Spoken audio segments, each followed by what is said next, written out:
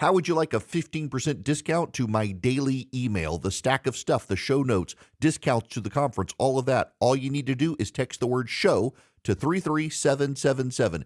You'll get the annual subscription with a 15% discount to my daily email. You'll get the stack of stuff, the links to the show notes, discounts to the conference, and so much more. All you have to do is text the word show, SHOW, to 33777. Text show to 33777.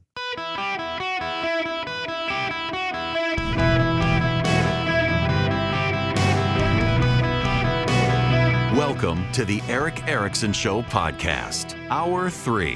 Hello, America. It is Eric Erickson here across the United States of America. The phone number is 877-973-7425. Should you wish to be on the program, I would be delighted to have you.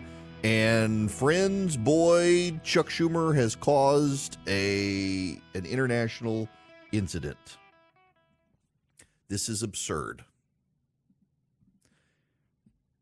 The Senate Majority Leader, Chuck Schumer, went to the floor of the Senate and called for the removal of Benjamin Netanyahu in new elections to throw him out of office. Again, here's the video. This is you gotta hear this. The fourth major obstacle to peace is Israeli Prime Minister Benjamin Netanyahu. As a lifelong supporter of Israel, it has become clear to me the Netanyahu coalition no longer fits the needs of Israel after October 7th. The world has changed radically since then, and the Israeli people are being stifled right now by a governing vision that is stuck in the past. 5 months into this conflict, it is clear that Israelis need to take stock of the situation and ask, must we change course? At this critical juncture, I believe a new election is the only way to allow for a healthy and open decision-making process about the future of Israel. Can you imagine if someone from another country did that about us? We would all be up in arms saying it's election interference. I mean, look at what the Democrats continued to say about Russia in 2016 instead of criticizing Hillary Clinton's poorly run campaign.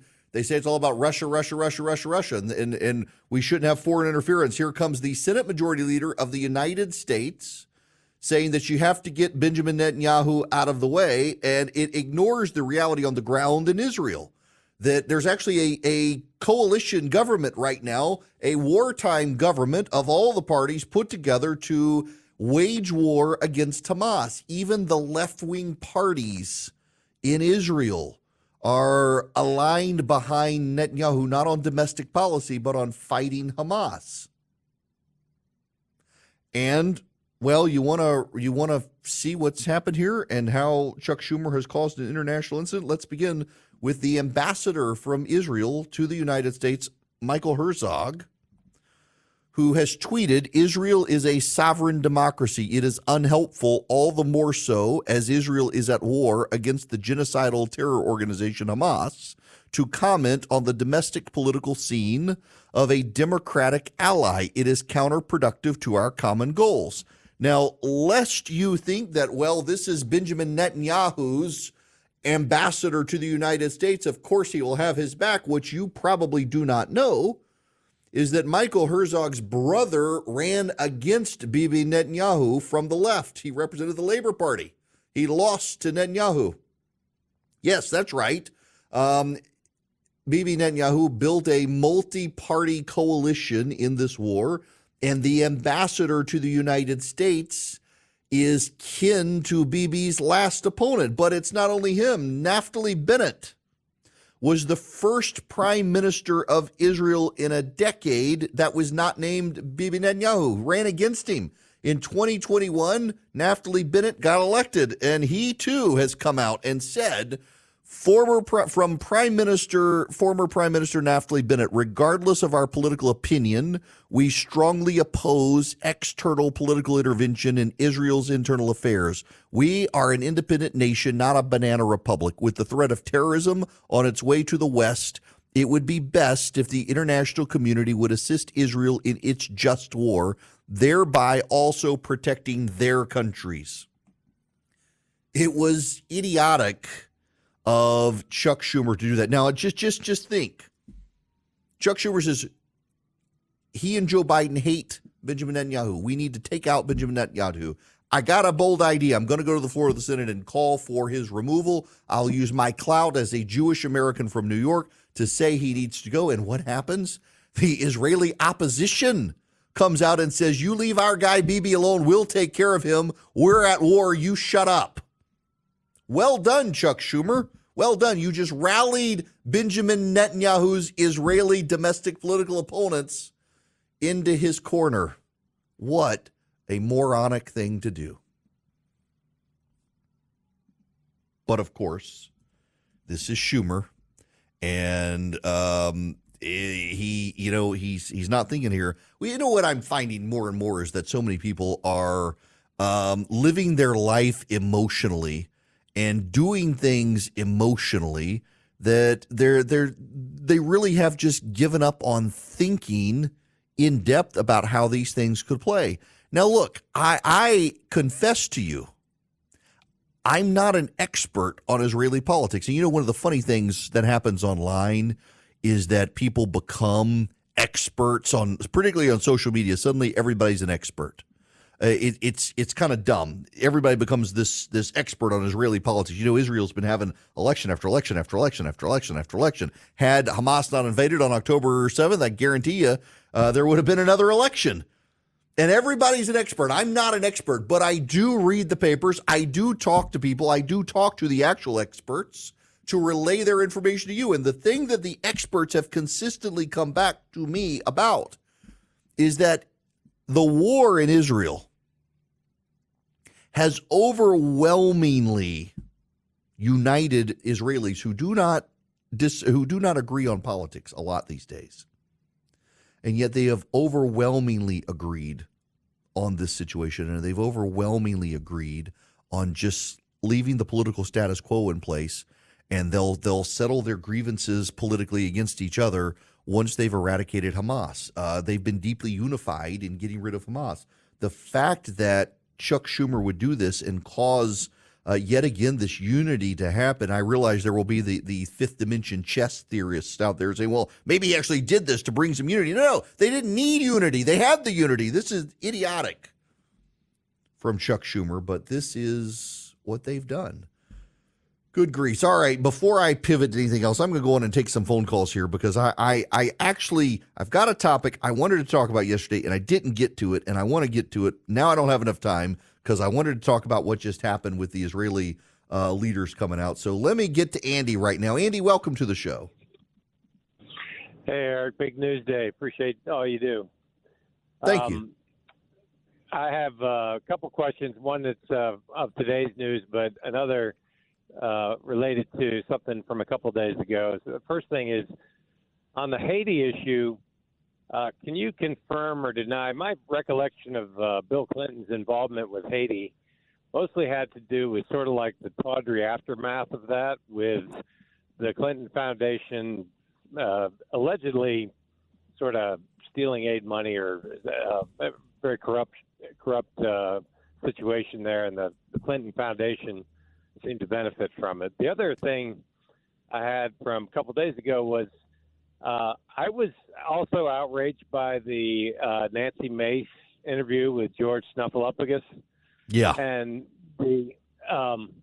but actually I was, and certainly I was outraged by him, but I felt like she left something on the table there. Why doesn't somebody in that situation say with all clarity, look, George, how in the world can you make a statement like that, given that you were the reason behind the most dangerous sexual predator that ever came into the White House getting to power? Yeah, That just look, seems like hypocrisy on steroids. 100% issue right there, because I really think she should have gone after him. You enabled a sexual predator, and you've never apologized for that, George, and now you're going to come after me for supporting Donald Trump. Bill Clinton was credibly accused of rape, sexual assault, and all sorts of other things, and you enabled him. You've never been held accountable. How dare you politicize my rape? Yeah, I really do think she should have. Now, Andy, let me go back to the Clinton Foundation thing. So your timeline is off on this one. So, I didn't actually realize this until the other day because this issue came up again, and I didn't realize that the Clintons went to Haiti for their honeymoon.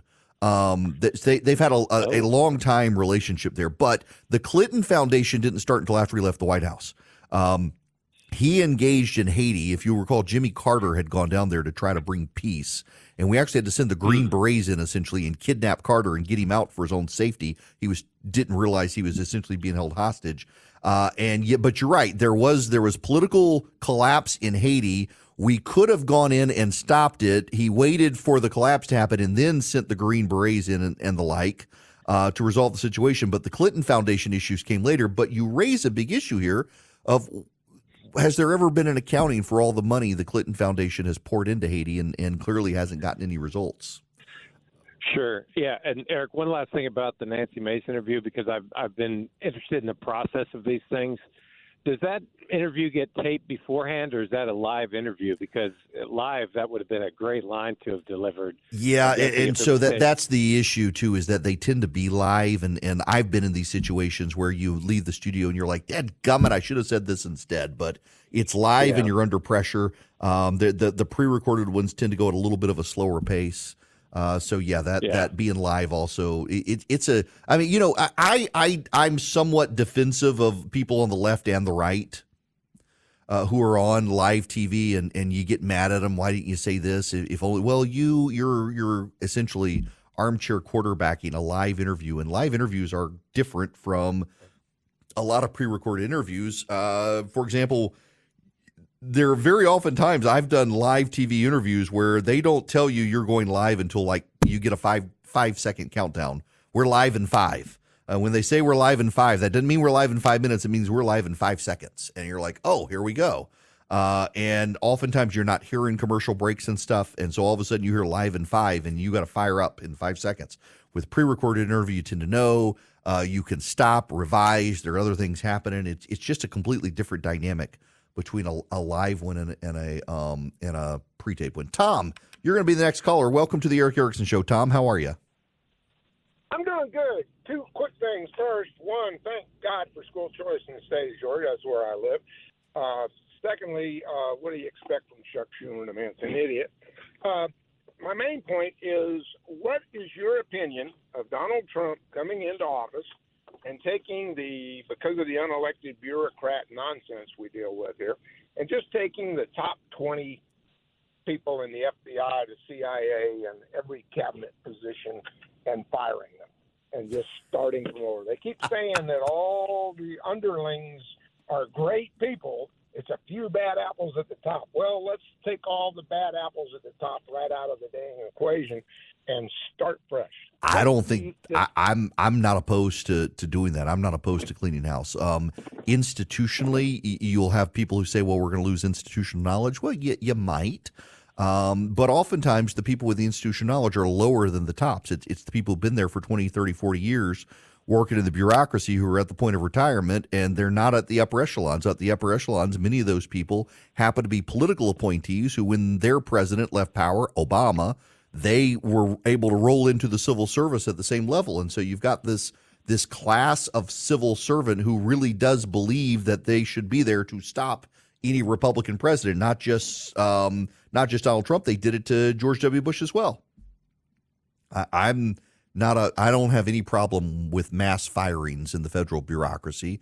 The federal bureaucracy actually needs to be cleaned up. I actually hate the Civil Service Act. I think the president should be able to come into office and make every single person reapply for their job or fire them outright. I'm not opposed to that at all. It's the way it worked until one crazy civil servant assassinated a president back in the day, and we decided we needed to do the Civil Service Act to stop the president from appointing everybody. No, I kind of think we kind of established this bureaucracy that at this point in American history believes that it's actually in charge, not the president of the United States. The executive branch needs an enema. Hello there. It is Eric Erickson here across the nation. The Laken-Riley Act has been blocked by Senate Democrats, despite an effort by Republicans to get it over. There's also some breaking news. You know, Riley Gaines, the female athlete turned activist over men and women's sports. She says she's suing the NCAA and 15 other collegiate athletes who have lost titles, records, and roster spots to men posing as women. Yesterday I said NCAA instead of NAACP, and now I almost said NAACP instead of NCAA. The NCAA continues to explicitly violate the federal civil rights law of Title IX. It's about time somebody did something about it. So they are 16, led by Riley Gaines, suing the NCAA over continuing to allow women or men into women's sports. You notice you never really hear about women in men's sports. Fascinating how that works. Just fascinating. All right. I want to take your phone calls when we come back. 877-973-7425. But I also want to talk to you about the spring of doom. A buddy of mine, who's a meteorologist, sent me video last night of these severe, just massively severe thunderstorms that blew through Kansas City that I was telling you guys about yesterday. Massive storms spread out over that area. There's still, today, like I'm looking right now, there's a special weather statement in Tulsa, Oklahoma right now. There is just massive, massive storms going through in that area, blowing through into, headed into near Springfield, Missouri, and into Kansas. There's a tornado warning south of Tulsa, several tornado warnings. There's severe thunderstorm warnings, just massive, awful storms running from Oklahoma City all the way up through Tulsa, headed into Missouri and northern Arkansas. Just serious stuff. I can see hail my gosh, around Salina. Y'all should see the amount of hail I'm seeing that's just basically everything running parallel I-44. Massive storms. I got to mention to you Vision Computer right now. I'm distracted by the radar here on my computer, but I got to tell you about Vision Computers. Vision Computers can build you computers, laptops, desktops, servers, workstations, gaming PCs, whatever you need. But then they can also be your service department. Now, if you are a small business and you've got PCs and you did not use Vision Computer, and I don't care if you're in Tulsa, Oklahoma, or Jacksonville, Florida, or Atlanta, Georgia, Vision Computers can become your service department anywhere in the nation. So you've got an IT guy. You don't want to get rid of the IT guy, but his time is so busy fixing people's email and printer issues and stuff that he can't handle the big stuff he needs to do. For $179 a year, even if you didn't buy your computers from Vision, they can become your service department. They've got thousands of 5-star reviews on Google for their services. They really are great. All you have to do is call them at 404-COMPUTER. Go to visioncomputers.com. So then your employees can call Vision Computers and let them sort out their email and other issues. Visioncomputers.com or 404-COMPUTE. Hello and welcome. It is Eric Erickson here across the nation. The phone number, 877-973-7425. Y'all, let me just play you the audio if I can. Where is this? Yes. I got it right here. So this is from yesterday. This is CBS News this morning. Central U.S. this morning and how these storms could affect millions of people before the day is out. So let's get straight to meteorologist Stephanie Abrams with our partners at the Weather Channel. Steph, good morning to you. Tony, good morning. Not only will we have the threat of severe weather the next couple of days, but dry and windy conditions could cause fires to spread rapidly, and we'll have a snowstorm in the Rocky. Let's start in the Four Corners. Flakes will start flying today and not only last into tomorrow, but the system cuts off from the main flow and lingers into the weekend. This could be Denver's biggest storm of the season, with potentially over a foot. East of here, large hail in the Central Plains, greater than 2 inches. That's the size of a lime. It all kicks off tonight, continues into Thursday when the severe weather threat expands, and there's also the risk of damaging winds, tornadoes, and even flooding into our Friday. For more in-depth coverage, you can watch your Weather Channel on cable or Brewing in the central U.S. Stop now. Stop. Twitter's glitching on me today. So the reason I play that is because I don't know if you know this or not, but we are in this period of time. It's called spring. When I was a kid, we learned that March comes in like a lion and goes out like a lamb. Now, I'm looking at the radar right now in Tulsa, Oklahoma. Those of you on KRMG listening to me live right now, a strong thunderstorm is impacting southwestern Rogers, east Central Creek, northwestern Wagner, and Tulsa counties through 2 o'clock Central Time, 3 o'clock my time. Doppler radar indicates strong thunderstorm over Glenpool moving northeast at 50 miles an hour. Now, that's in the Tulsa Broken Arrow area. South of there, Redbird, Porter, there is a severe thunderstorm warning. It expires in 7 minutes. To the east of Tulsa, there are multiple severe thunderstorm warnings. The worst of it is happening right now. I love this. They're Hoot Owl, Oklahoma. Man, I love these names. Bull Hollow, Langley, Strang. There's a mass. Y'all should see the amount of hail I can see. I've got a special radar app. Long story short, back in the day, had to learn to read the radar, and there's a massive pile of hail and lightning. This is a very severe thunderstorm. And south, right over I-40, south of Tulsa, there is a tornado warning happening right now. Henrietta, Hoffman, that area. Now, the reason I'm telling you all this and reading the radar, one, I don't get to read the radar a lot anymore, and I kind of like to read the radar. And by the way, it is spilling over now into southern Missouri.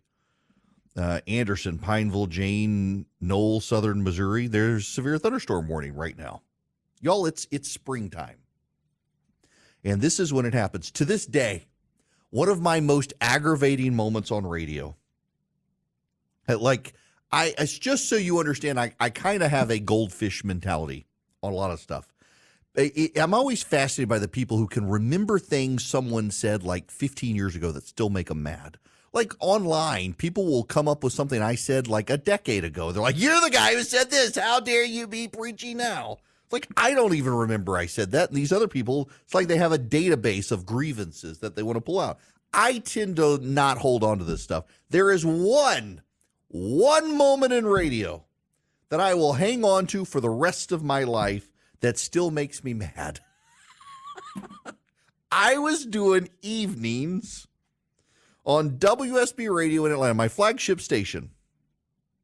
I did drive time 4 to 7 and then 4 to 6. And no, I was doing 5 to 7 and then 4 to 6. So I was on, and I had to be in Washington, D.C. I was on CNN at the time. It was the election, and I had to be on air at CNN, and I still had to do my radio show that evening. And of all things, there were tornadoes in Oklahoma. Now, I'm on radio just in Atlanta, Georgia at the time. I'm not nationwide. My radio station doesn't reach Oklahoma. And yet they made the decision to go wall-to-wall news coverage about tornadoes in Oklahoma. I have no idea to this day why we would do that. Fascinating coverage? No. Nobody in Atlanta cared. And yet we did. But it was March. It was Super Tuesday week. That's why I was in D.C. for CNN. And you know what? It happens like this every March. In like a lion, out like a lamb. April showers bring May flowers, all the things you learned. Why? Because it's springtime. It's warming up, and the cold air out of the mountains clashes with the warm air coming up from the Gulf of Mexico, and it causes storms. Except now, in the year of our Lord 2024, everything must be tied to climate change. The doomers have decided we all must be scared. Greta Thunberg has just been dragged out of the parliament in Sweden. She was blocking the entrance to the parliament, and the police dragged her out of parliament. She was obstructing the entryway of the parliamentarians in Sweden, and she's there protesting climate change. And now we got guerrilla hail. Have you ever heard the phrase guerrilla hail? This is, I have been in this business for a long time, and until this year, I've never heard about guerrilla hail. Guerrilla hail is large hail, and they've got pictures of it, and a listener just sent me this AP story about guerrilla hail. Alex Sosnowski, senior meteorologist at AccuWeather, previously said the predicted hail was deemed guerrilla hail because it was the potential to fall. Guerrilla hail is a term coined by Reed Timmer, who I mentioned yesterday, who is in Kansas City, a storm chaser, who calls himself an extreme meteorologist. Guerrilla hail. All of a sudden, everybody is latching on to these clickbait-friendly terms that get you traffic, and it's designed to scare the snot out of you. It's designed to advance a climate change agenda. It is designed to convince you that, you know what, the spring was never such a big deal, and suddenly the spring is a big deal. No. Spring has always been a big deal for storms. Even here in Georgia, spring is a big deal for storms. But the media has got to get you coming back constantly. The media has got you to keep clicking. The media has got to keep you scared and fearful and tell you a story that gets you coming back for more information on how am I going to save my life. And so now we got guerrilla hail, and we got climate change related storms as opposed to it's spring and it comes in like a lion and out like a lamb, and April showers bring May flowers. God forbid we should dwell on any of that stuff. And what's happening in progressive communities and progressive families, the kids are now all suicidal because the kids are scared to death they're all going to die and the world's going to burn. Well, you know what? The world is going to burn. I've read to the end of the Bible. The world's going to burn, but a lot of us are going to be fine. There's no reason to worry. We got the sovereignty of God unless you're a progressive atheist. Now, I got to move on to something else because it turns out the case down in Florida, it is not going well at this moment. In the situation with Donald Trump, Judge Cannon has taken a wrecking ball to the classified documents case. This is breaking news happening right now. Judge Cannon down in Florida is pressing the defense and the special counsel to answer regarding classified documents and, frankly, situations tied to the Espionage Act and the double standard of special prosecutors handling the situation. That's kind of fascinating. Donald Trump is in the court as his lawyers have urged the federal judge down there, Judge Cannon, to dismiss the case against him. Cannon is a Trump-appointed judge. Now, this is the latest. This has hit the wires here just a few minutes ago from CBS News. Judge Eileen Cannon is hearing arguments on two motions filed by Trump. One that says the former president is shielded from prosecution by federal record-keeping law. Another that claims one of the charges presents numerous open legal questions. It's the second hearing between Trump's team and prosecutors in this courtroom. The first half of the hearing addressed the Trump motion that argued the statute under which he's being charged is unconstitutionally vague. One of Judge Cannon's concerns seemed to be whether the motion is premature, and she pointed out that declaring a statute unconstitutionally vague is an extraordinary step. Why are we having this as applied discussion now, given the chance of disputed facts, she asked. She pointed out that the superseding indictment does not take the position that Trump's documents were personal, and Trump's now claiming he deemed them personal before office. She was also fixated on the timeline of when Trump's alleged lawful retention of the documents was complete, asking whether that was on January 20th, 2021. She explained that a theory in the indictment is that Trump's possession of the documents was authorized while he was president, but his possession became unauthorized the moment his possession ended. She asked Trump's attorney, when does it become unauthorized? Trump's lawyer, Emil Bove, replied that charges under the statute of the Espionage Act should be dismissed because the government cannot establish his lack of authorization. Trump's removal of the records constituted an act of designating them to be personal records. Now, here's the thing. If you recall the Robert Hur testimony, Robert Hur actually thought that Biden could be prosecuted for the exact same thing, except that Biden would come across as too old and enfeebled to a jury to prosecute.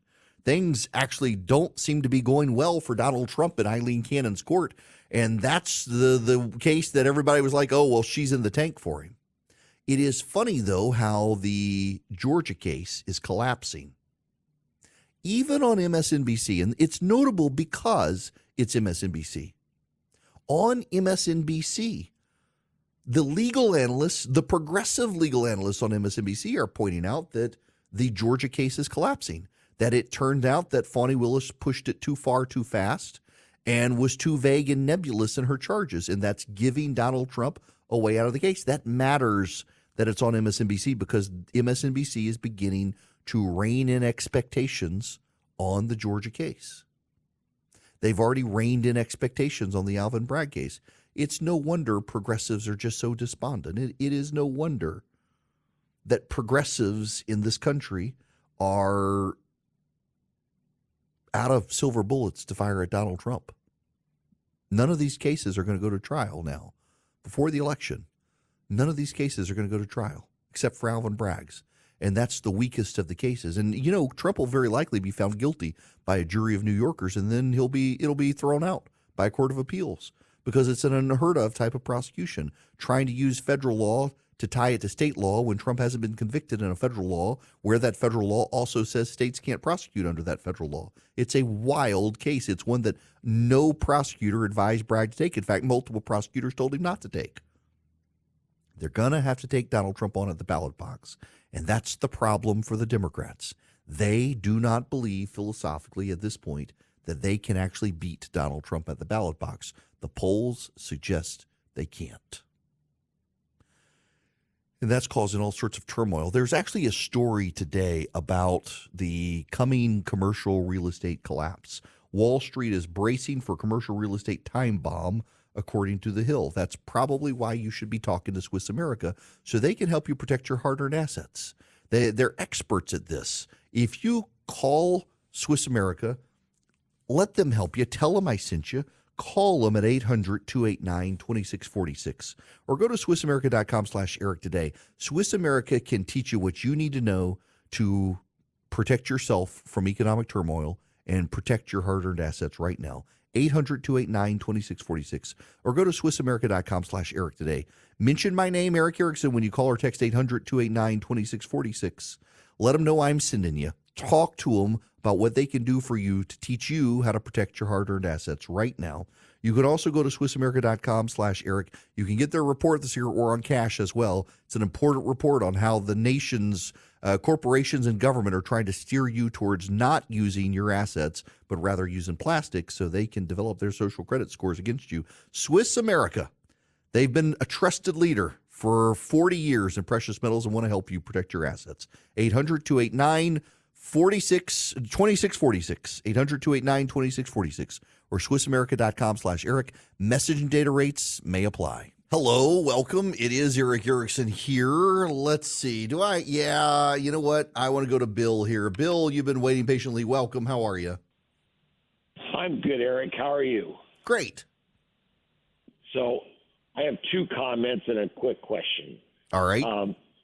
My first comment, and you might not have time for this, and I understand. My first comment is on Haitians.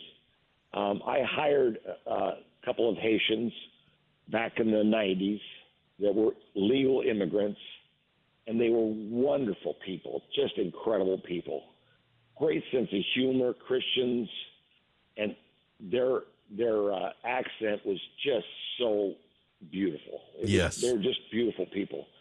Second comment, I'm an employee benefit consultant, And one of the misnomers of all this part-time job mess that we're in right now is, and I know you've mentioned it before, the lack of benefits that are available to these part-time jobbers. And what that value is.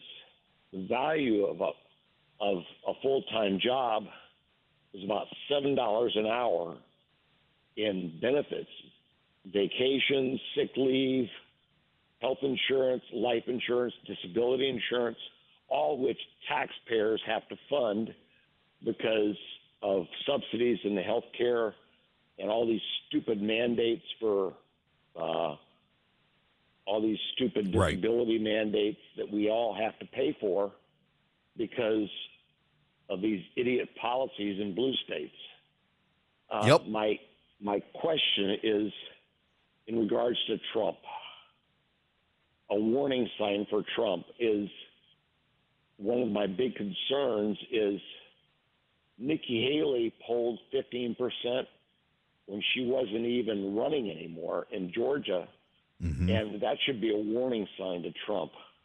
He's got to embrace a little bit of different direction here.